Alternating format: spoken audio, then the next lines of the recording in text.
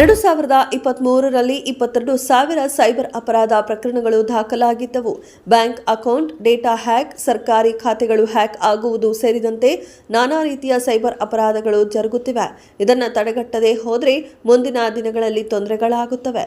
ಸಾಮಾನ್ಯ ಅಪರಾಧಗಳಿಗಿಂತ cyber crime ಹೆಚ್ಚಾಗುತ್ತಿವೆ. ಹೀಗಾಗಿ ಕರ್ನಾಟಕದ ಪ್ರತಿಯೊಬ್ಬ ಪೊಲೀಸ್ ಅಧಿಕಾರಿ ಮತ್ತು ಸಿಬ್ಬಂದಿಗೆ ತರಬೇತಿ ನೀಡಲಾಗುವುದು ಎಂದು ಗೃಹ ಸಚಿವ ಡಾ ಜಿ. ಪರಮೇಶ್ವರ್ ಹೇಳಿದರು. ಬಿಜೆಪಿ ಜಿಲ್ಲಾಧ್ಯಕ್ಷರೊಬ್ಬರಿಗೆ ಚಿತ್ರದುರ್ಗದ ಪೊಲೀಸ್ ಸಬ್ ಇನ್ಸ್ಪೆಕ್ಟರ್ ನಡು ರಸ್ತೆಯಲ್ಲಿಯೇ ಕಪಾಳಕ್ಕೆ ಬಾರಿಸಿದ ಘಟನೆ ನಡೆದಿದೆ. ಆ ಬಳಿಕ ಬಿಜೆಪಿ ಕಾರ್ಯಕರ್ತರ ಗುಂಪು ಪೊಲೀಸರ ಮೇಲೆ ಹಲ್ಲೆ ಮಾಡಿದೆ ಎಂಬ ಆರೋಪವೂ ಕೂಡ ಕೇಳಿಬಂದಿದೆ. ಸದ್ಯ ವಿಡಿಯೋ ವೈರಲ್ ಆಗಿದೆ. ಚಿತ್ರದುರ್ಗ ನಗರದ ತುರುವನೂರು ರಸ್ತೆಯಲ್ಲಿ ರಾತ್ರಿ ಘಟನೆ ನಡೆದಿದೆ. ಮೊದಲಿಗೆ ತುರುವನೂರು ರಸ್ತೆಯ ಖಾಸಗಿ ಹೋಟೆಲ್ ಬಳಿ ತಡರಾತ್ರಿ ರಸ್ತೆ ಮೇಲೆ ತುಮಕೂರು ಜಿಲ್ಲೆ ಮಧುಗಿರಿ ಬಿಜೆಪಿ ಜಿಲ್ಲಾ ಘಟಕದ ಅಧ್ಯಕ್ಷ ಹನುಮಂತೇಗೌಡ ಗುಂಪಾಗಿ ನಿಂತಿದ್ದನ್ನ ಪಿಎಸ್ಐ ಗಾದಿಲಿಂಗಪ್ಪ ಪ್ರಶ್ನಿಸಿದ್ದಾರೆ.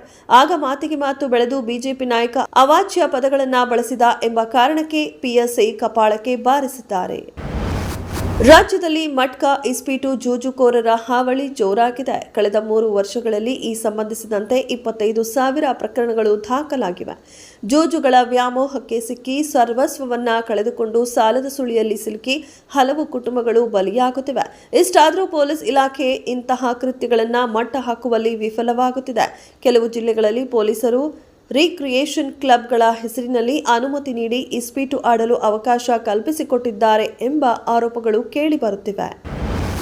ದೆಹಲಿಯಲ್ಲಿ ಅರವಿಂದ್ ಕೇಜ್ರಿವಾಲ್ ಸರ್ಕಾರ ಪತನಕ್ಕೆ ಪ್ರಮುಖ ಕಾರಣವಾದ ಲಿಕ್ಕರ್ ಹಗರಣದ ರೀತಿಯಲ್ಲೇ ತಮಿಳುನಾಡಿನಲ್ಲಿ ಭಾರೀ ಮದ್ಯದ ಹಗರಣದಲ್ಲಿ ಎಂಕೆ ಸ್ಟಾಲಿನ್ ನೇತೃತ್ವದ ಡಿಎಂಕೆ ಸರ್ಕಾರ ಭಾಗಿಯಾಗಿರುವ ಗುಮಾನಿ ಎದ್ದಿದೆ.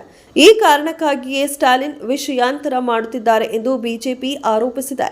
ಡಿಎಂಕೆ ಸರ್ಕಾರದ ಸಚಿವ ವಿ. ಸೆಂದಿಲ್ ಬಾಲಾಜಿ ಮತ್ತು ಪಾರ್ಟಿಯ ಇತರ ರಾಜಕಾರಣಿಗಳು ಭಾಗಿಯಾಗಿದ್ದಾರೆ ಎನ್ನಲಾಗುತ್ತಿರುವ ಈ ಹಗರಣವನ್ನ ಜಾರಿ ನಿರ್ದೇಶನಾಲಯ ಬಯಲಿಗೆಳೆದಿದೆ.